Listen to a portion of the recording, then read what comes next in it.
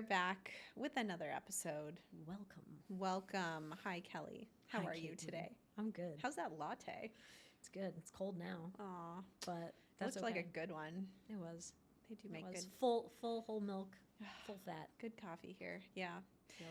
So today we are talking about brokerages Okay. because BAM just posted a stat. We love BAM. BAM's great. If you don't follow BAM, you should follow BAM. Absolutely. But for maybe if you're new to the biz, Broke Agent Media, Byron Lazine, Yep. Eric Simon. Yep. Great content. Awesome. Great content for agents. Great content to.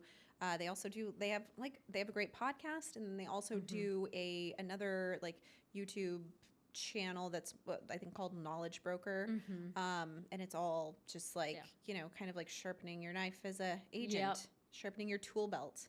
Good memes. Great memes. Classic. I mean, yeah, the humor is always there with BAM, and we love it. So they posted a stat.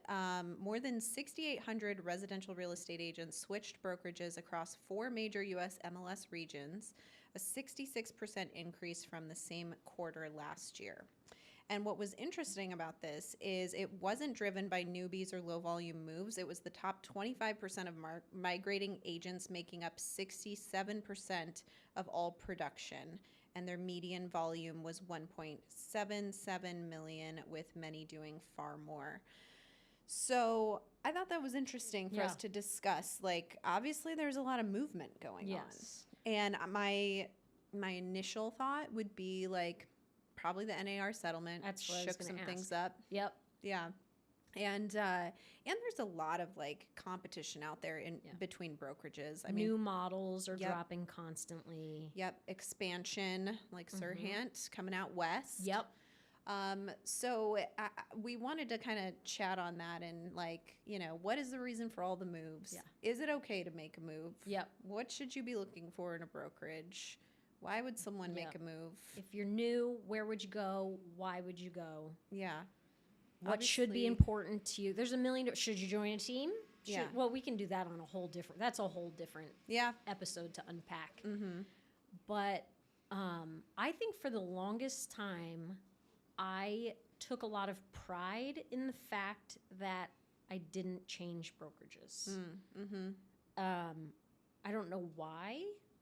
I guess I thought like the consumer would care if let me say this.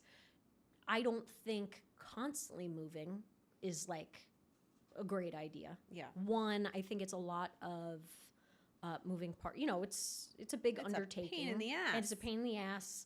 Unless maybe you're joining different teams where they give you signage and stuff and cards and all the things. But I think that becomes a confusing message to the consumer. Yeah. You're also probably not producing that much if you're able to switch that frequently. Yeah. I definitely also think there's an important, there might be a lull where it's time to take advantage of maybe a slow season to make a move. Yeah. But I thought it was very taboo to switch brokerages. I don't think consumers care as much as we think if you do it maybe like every 4 or 5 years, maybe. Yeah. So maybe, I guess we can only unpack our own journeys.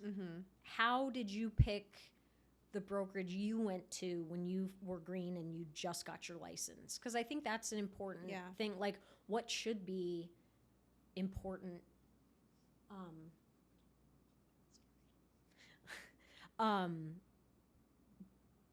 What is What should be important? What should be important to you when picking a brokerage when you're new versus when you're seasoned? Yeah, well, and that's what's interesting about those stats is like those were more seasoned people making all of these moves too, so they're looking at it through a different lens. But in the beginning, I didn't know shit. I really didn't. I went because I got introduced to someone who was at Berkshire Hathaway actually, and had a team, and I was like, cool. she's willing to hire me, and that's cool. That so sounds you joined good. a team. I did. Oh, yeah. I don't think I knew that. Yep, I joined a team first, and because I had no idea what I was doing, and I was jumping in full time, so I was actually interviewing for another corporate job, and then was also considering doing real estate. And the person I was interviewing with, they wanted to hire me for the position, and I just kind of had like a visceral reaction to going into an office again, and I was like, I can't do it, I'm not gonna do it. And so I let them know, like, I really appreciate it, and I'm sorry to have wasted your time, but I really have to take this leap of faith and go try my own thing. And he was like, well, I know someone in real estate, actually, like, I could connect you. So kind. And so he did, and so I joined a team, and so I really didn't, I mean, they could have been at any brokerage, I wouldn't have known the difference, honestly. And so I think that's hard as a new agent, because you don't know what you don't know. You don't know what you need. You don't know what you like. What I wanted and needed isn't what someone else wants and needs either. And you don't know that until you start producing and seeing, you know? Well, and I think that when you don't know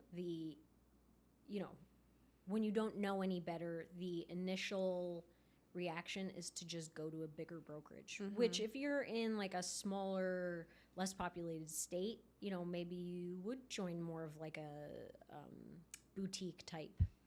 So you didn't have like a list of things that were important to you. You just kind of went where maybe I don't want to say the first pitch, but like... No, it was the first pitch. Yeah, the first pitch. Yeah, that was it. Maybe I am saying that. Yeah, you are saying that. Okay. That's true. That is correct.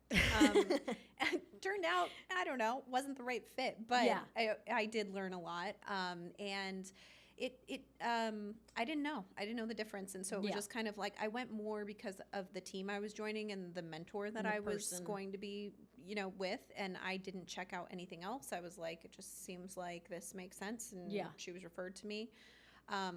So I think as a new agent, it's really hard to know. And frankly, I don't know if there's enough questions you can ask to know for certain, because until you start actually like producing and working with clients and knowing, what your volume looks like and the resources that you need and how hands-on or hands-off you want a broker to be, you just don't know what the best fit is going to be. Sure. I think it's hard. Yeah. They said in this BAM article that what's driving the decisions is not just money, because that's a big factor too. Yeah. A lot of times the splits are a reason that agents are moving around, or franchise fees or whatever. Some monthly brokerages. Costs. I think monthly costs is a big one for a lot of people. Yes. Especially if, it takes you 6 months to get your first deal going, to have to shell out a monthly fee. That doesn't feel good. No, especially if you're not like printing shit. Yeah. Which is like it's like, but you get free printing. Yeah. Well, I don't print shit. Yeah. Free business cards. Yeah, exactly. Yeah. But they said direction. So the leadership, vision, and brokerage strategy is one of the reasons why people are making a move. De-risking agent support systems that reduce personal and financial risk. So that makes sense for people who've been in the business longer. I think newbies don't realize the amount of risk that comes with having your real estate license. And that's why we hang it with a broker. Yes. Who carries that liability for us. Yeah. Yeah, so that's huge. Development, training, mentorship, and growth opportunities. Likely a new agent's going to be more focused on that type of thing. And then differentiation, clear brand, or model advantages. They have 4 more. Dynamics, internal culture and team cohesion, digital data, tools and platforms to enhance productivity, dollars, competitive compensation and commission structures, and then dissatisfaction, unmet needs and frustrations at their current brokerages. See, I actually am surprised that's not higher. Yeah. Like, I would think that might be like top 3. Yeah. But I guess you would have to be a more seasoned person to, like, you're not dissatisfied if you're just starting because you don't know. How many brokerages have you been with?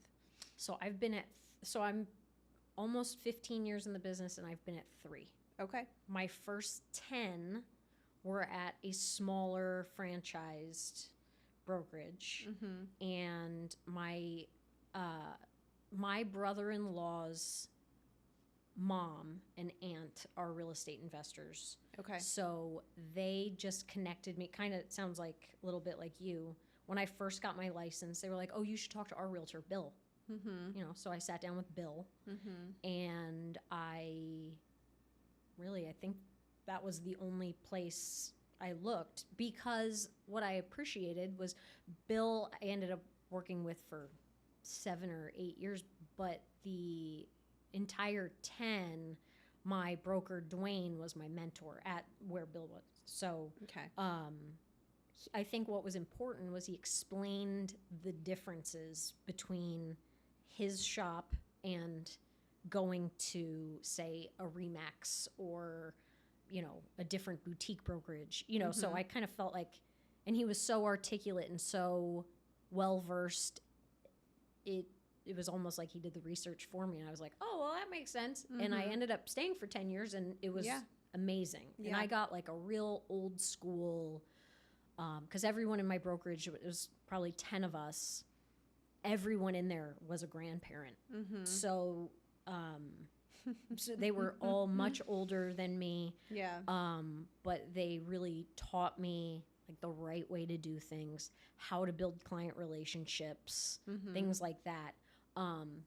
And I really only switched because the franchise was agreement was coming to an end, and you know, they were all looking to retire, so they didn't want to re-up the franchise for a certain number of years. So everybody, you know, we had to move to a different brokerage. And at that point, I was 10 years in the business, and I was like, well, you know, I don't have as many questions anymore. I don't need the hand holding anymore. You know, I want to lean into like newer technologies and things like that. This would probably be a good time to make a jump. And so then I went to EXP, and I have nothing but good things to say. I had a great experience there. It was the newer model where, you know, it was hard because I was going from like a very minute split, if any split, to going to a split model, and not really needing help. You know, so it was very, you know, I think people associate having a split with needing hand-holding and resources. So then to go to a split when I don't need those things, I was like, we'll see. We'll see how this plays out. But I actually really liked the newer model of things with the rev share opportunities and stock, and you know, I felt very diversified, you know, in where I was going with my career. And then I ended up doing a couple of years there, and then now I'm at Real, which I feel, again, it's a similar model, I feel like, done in a way that I resonate more with. So that was my journey. So, like, was training ever a thing for me? Probably at the beginning. But I feel like that just kind of came organically with having being at a small brokerage where I got that one-on-one. But I think you can certainly get that at the bigger brokerages now, because now everything, you know, you can do through video, you know? And sometimes it's not necessarily joining a team, but having a mentor or, you know, even like a partner. Sometimes is nice to just like not be completely alone. But it depends on what you're looking for. But I think you can find that kind of stuff. There's just like, for me, when I moved to, so I was at Berkshire Hathaway, then I moved to HomeSmart because I can't even remember. Honestly, I think it was for the 100% commission, and I didn't need as much mentorship. I wasn't on the team anymore. And so just kind of individually moving on. And that's big for a lot of people. And I mean, that's amazing, but it didn't come with a lot of resources. I also didn't feel very community, not that I was looking for that, but I just didn't feel like there was, and maybe it was me not seeking it out, but I just didn't feel connected in any way, which was actually exactly what I was looking for. I was like, I want to be a lone wolf. I just want to do my thing. I don't want to go to meetings. I don't want to have a physical office. Yeah. Like, just let me sell houses and do my thing. But when it came to like leveling up my business, and every time I was like, looking for collaboration or, just like inspiration, I wasn't really getting it there. Like any sort of meeting was like about, sitting an open house or like CE type stuff. CE stuff. Yes. And just not very like forward thinking. And so that's when I was like, I need to make a switch somewhere where people are looking forward and like on the edge of technology, collaboration, of social media, because that's what I love to do. And like anytime you try to talk about anything social media, at least in my experience, nothing bad on HomeSmart, but like for the most part, that was just like I had 5 heads, if I'm talking about like, I get business from my YouTube channel. It's like, you do what? Don't you feel like this is the tale as old as time for a solo agent? I feel like that journey is so you join for mentorship, or maybe you join a team, and then people realize they want to go lone wolf. And then lone wolf becomes kind of lonely.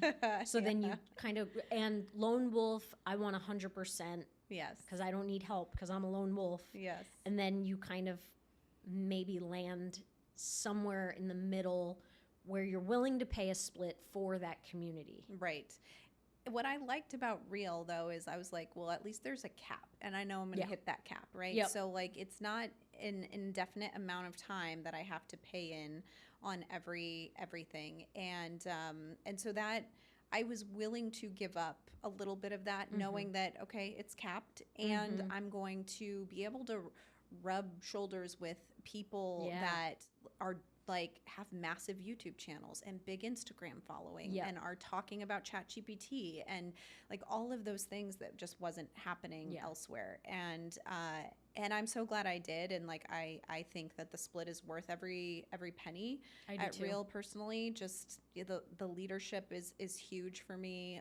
And then just as that flows down, like just even the small masterminds, the relationships you make with people, the stock, the opportunity for rev share. Like I know that's not super unique anymore. There's other brokerages who have that model too. But I just think it's incredibly smart as a brokerage to offer that, because agents are looking for another way to supplement their income and not have to sell a house to eat. Yeah, well, and how to, most realtors don't have retirements. It is a way to, to get out of production. Yep. For some people, you know what I mean? So yeah, it's so funny that that's kind of the solo. It feels like that is the story of every solo agent that I'm talking to. That's not like green and joining.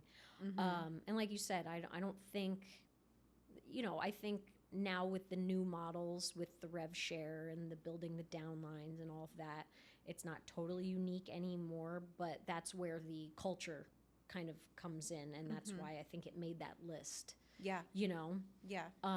Collaboration and all of that. And I think the conversations are much different at places where, especially places where downlines are involved and revenue shares involved. I think the conversations are a lot more, people are willing to open up their playbooks, collaborative, and share. You know what I mean? So I think it depends too. Like that is a huge perk, but like obviously Real is a cloud brokerage, so like we don't have office space. Now individuals have gotten office space, shared it with others, and you can get your own, but like it's not like there's an office that you can go to. And another agent friend that I have, wait. You're hanging out with people other than me? Shit. You have other friends? I have other friends. No, this is a confession. So we'll talk about this after. Yeah, let's pause on that. He loves all of the things about Real, but he's like, I need accountability. I've got to go sit somewhere old school with a broker who's going to like check in on me, and I will pay for that. And not to say you couldn't get that at Real, you could absolutely team up with the right person for that. But like our model is a little bit more like, if you don't want to have to like go see people, go and feel obligated to go to an office, whatever, like that's not our thing. And like that's what I love about it. And for him, he's like, no. And so he's driving 30 plus minutes to drive to his office, which is a franchise office, because that's what works for him and like makes him produce. Yeah. And so I think everyone is just so different, and like there's so many different models. Like the boutique brokerage model is a whole nother thing if you really like that, like more close-knit collaboration. At least from an outside perspective, that's kind of the vibe that I get from those types of models. And I had interviewed at one of them at one point in time, and it was fairly expensive, but it's just a different vibe, right? Yeah. Like it's a different, they're also going after a different client than I'm going after too. So you really have to align yourself with the ethos of the brokerage. Otherwise, as much as we feel like it doesn't matter to us, or at least that's what I used to tell myself, like I got to hang my license somewhere, the consumer doesn't care, I don't need much, whatever. It does matter when you like really want to start building, scaling, leveling up. You really want to be surrounded by those people that are going to cheer you on. So do you feel like the name matters? To the consumer? To the consumer. No. Like, for example, we touched on Sirhant just opened in Arizona. And that's been like, I feel like a really big to do. Yes. Like in the real estate world. I mean, does the consumer know? And maybe it's just because it's, I follow a bunch of realtors on social media, so I'm seeing all these announcements, really cool videos and all of that. Yeah. One, do you think the consumer is even aware or cares? But do you think it matters, the name? I don't. Okay. Other than I do have a caveat. I think in luxury it matters. Okay. I agree with that. I do think that luxury buyers and sellers are wondering if it's Sotheby's, Berkshire Hathaway, Compass, some of those names, I'm not even naming all of them, but some of those that are much more associated with luxury, I do think that carries some weight, especially as a listing agent. And so that's where I would caution you. If that's your niche, then I do think that you may want to consider that. Well, and I'm going to kind of backtrack to an episode we did with Brock McKenzie. He is absolutely killing it at his boutique brokerage. Right. But that name of that boutique brokerage in Scottsdale carries a lot of weight. Yes. In his market, in his very niche market. Yep, exactly. So sidebar, if you want to be in the luxury space, one, I think that's a good episode to listen to. Yeah. Because he's a wealth of knowledge. Yes, he was great. But also to your point, I think it does matter in the luxury space. I'm with you 100%. Yeah. Otherwise, I don't think the consumer knows the difference or cares, honestly. Like, I've never, ever once been like, well, tell me first what brokerage you're with. Like, no one has ever asked me that. See, I've been asked that. I've been asked it, but not like as a barrier question. Like, it's come up in conversation. Yeah. But it's never like more curiosity. Yeah. Or they feel obligated to ask it because they think they need to know. But like you can tell they don't really know why they're asking it. But I've never had anyone like be like, oh, I was looking for someone with Keller Williams instead. See, I have been asked it as a barrier question. Interesting. But the caveat to that is it was an older seller. Okay, so that was going to be my second thing was I do think generationally, yes, it makes a difference. I do too. So I think luxury and I think an older generation has been taught to care about that and they still do. Yes. And so So I do think that maybe it depends on who you're going after, you know, and also if you are farming. So going back to your geo farming episode, you know, if there is a particular neighborhood where there is like a big presence of boutique brokerages in that area or whatever, or luxury, again, like that name may carry some weight. So there are instances, but I would say to generalize, like, you know, kind of that midsection of the market, I do not think they know who you're with. I do not think they care who you're with. I don't think they understand the structure. I think they assume that you are your own business. They don't know you're with a brokerage. I get that a lot. People are like, so Desert Dreamers broker, or they don't say brokerage, but Desert Dreamers is your company. And I'm like, well, yes and no, but you don't need to know. You know, I will also add another one. I do think geographically it matters too. Like for one, I think if you're international, like if I wanted to buy a beach house in Costa Rica, I think that my knee-jerk reaction would be to find like a Remax or a large international brand down there. Rather than like Hako Realty Partners. You know what I mean? Right. I also would argue, and because I'm from New York, I know a lot of agents back home. They all, Compass, Houlihan Lawrence, you know, big players. I think if you're selling, you know, kind of the way Brock is at Silverleaf, like Houlihan Lawrence caters to Greenwich, Connecticut. You know what I mean? I think geographically it matters. Yep. I think that brand recognition in like the Manhattan market, you know, Compass is a big player there. Same thing in Westchester. So I do think it also like geographically matters.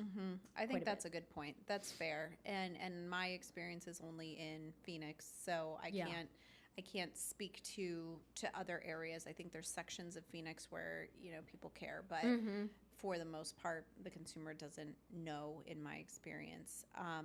But also going back to what you said about Sirhan, I do think that's a situation where it does matter because he is.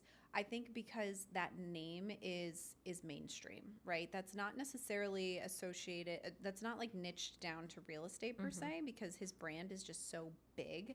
Anyone who's never bought or sold a house and has never worked in real estate usually know who Ryan Sirhan is because of Bravo or any other, his Netflix show, right? He's huge. So you hear that name, you may be more inclined as a consumer to like work with them. Do you think it's like a fan, like from a fan perspective, or I think it's the brand that like his brand is luxury, right? So, or his on his show, right? The actual brokerage doesn't only do luxury, but you know, he has a very solid brand. Obviously, it's reputable, right? Yeah. He's on major networks. He's been very successful. I think the assumption is if I work with this brokerage, I'm getting top tier people, probably. That's my guess from a consumer standpoint. I've been surprised how many really solid agents in our market went to Sirhan.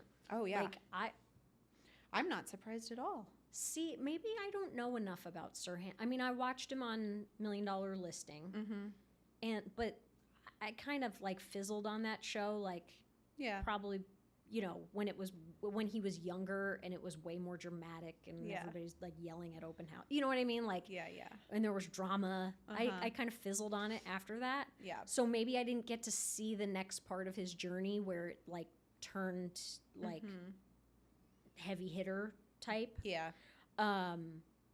So that's where I left off, kind of following him. So then when I saw like people, like friends and, you know, people whose businesses I really admire go there, I was like, oh, interesting. Yeah.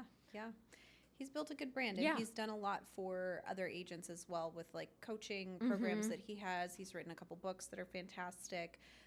So I think he is well respected amongst agents, aside from the theatrics of Bravo and Netflix, and then I think on the consumer standpoint, it's just like a name that they know, right? More so than just, I don't know, probably more so than even Compass. Like you kind of have to be paying attention to real estate to know that that's a brokerage. Whereas like you might just be a Bravo TV fan and know that Sirhan is real estate, right? So yeah, I think it depends, but those are things to consider because you have to be thinking about like, what is my alignment with the brokerage? What am I getting in terms of, financially, and also the support and proximity to mentorship and resources and all of that. And then also like who am I trying to target as a consumer, and is this going to matter? So to wrap up, I'm going to ask one last question. Okay. Because I feel like this is something that everybody puts a lot of weight on and maybe shouldn't. Or I want to know what you think. Do you think that splits should matter? I mean, hold on. Of course, what you make should matter. We're not doing this for charity. Yeah. But should it be so, what am I trying to say?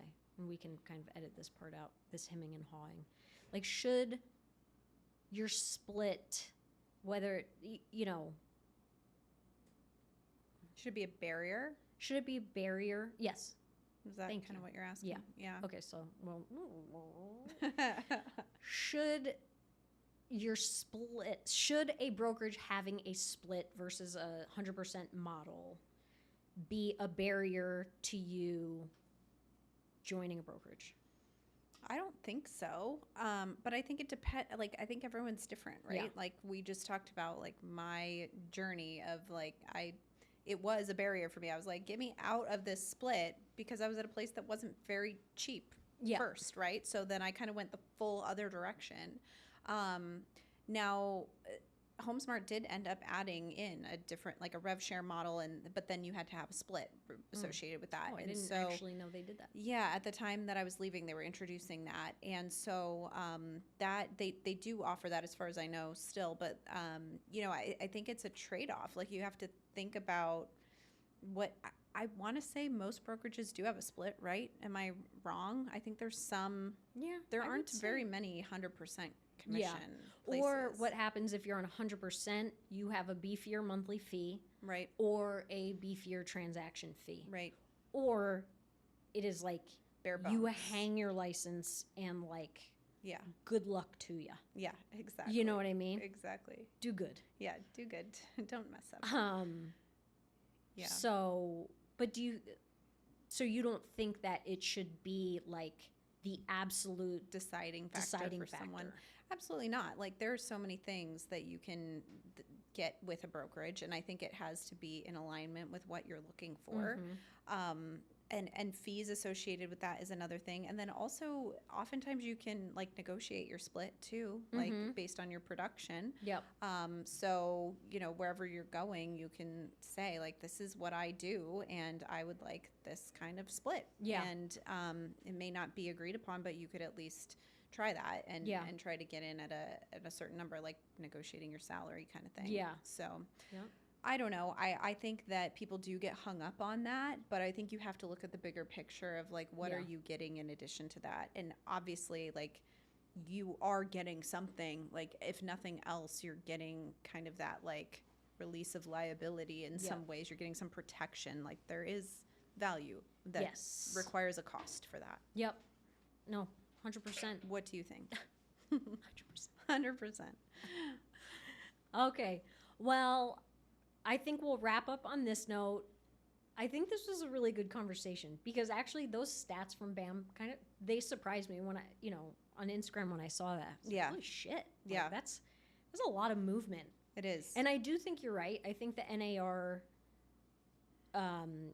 decision kind of did that for a lot of people. Yeah.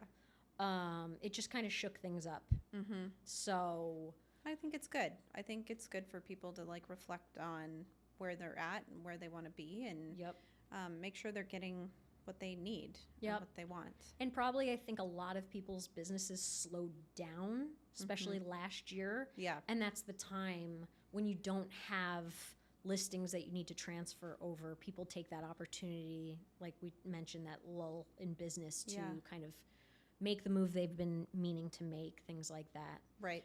So, Real has been good to you and I. Yeah. We've been really happy there. For sure. I've been really happy. I don't see myself moving ever. If you want to learn more about Real Broker, we went ahead and we made a, all about Real type of, FAQs, things like that, how the splits work, all the things.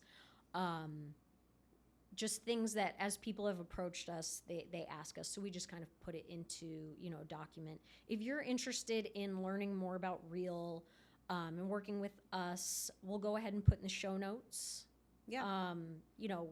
our document for you, just things to consider. We can also jump on a Zoom call. Yeah. We have a link for that too. Yes. If you just want to talk through things and ask questions. Yeah. So with that, we will wrap, and we will see you next week's episode. With more gold. More gold. And fire. Fire. Fire. See you then.